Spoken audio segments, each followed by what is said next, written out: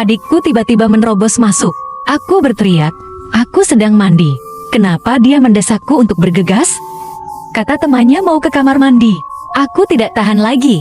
Saya hanya harus menghadapinya dan berkata, saya tahu. Keluar dari kamar mandi. Saya melihat saudara perempuan saya berbaring sendirian di sofa. Aku ingin tahu bagaimana dengan temanmu. Apakah Anda tidak perlu pergi ke kamar mandi? Siapa yang tahu bahwa saudara perempuan saya bahkan lebih bingung dan bertanya kepada teman saya, "Di mana Anda mendapatkan teman?" "Kau gila. Saya selalu menjadi satu-satunya di ruang tamu." Saya tidak tahu apakah saudara perempuan saya mencoba membuat saya kesal dengan sengaja atau benar seperti yang dia katakan. Bagaimanapun, saya hanya merasa merinding setelah mendengarkannya. Sedemikian rupa, sehingga dalam 2 bulan kedipah, aku bahkan tidak bisa tidur sendiri. Saya membuat tempat tidur lantai di kamar orang tua saya sebelum saya berani tidur.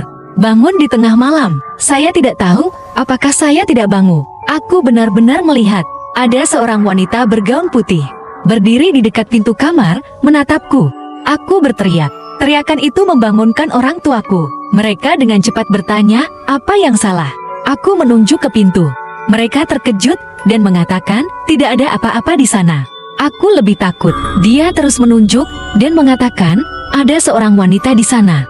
Seorang wanita berambut panjang. Ayah saya bangun tanpa daya dan pergi untuk menyalakan lampu. Aku melihat tanpa daya. Dia akan menempel pada wanita itu, melewati tubuhnya. Tapi ayahku tidak menyadarinya sama sekali. Begitu lampu menyala, wanita itu menghilang. Dan sekitar 3 bulan kemudian, kami pindah.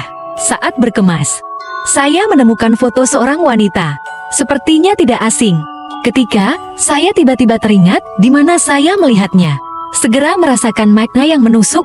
Ini adalah malam aku terbangun di tengah malam. Wanita yang kamu lihat?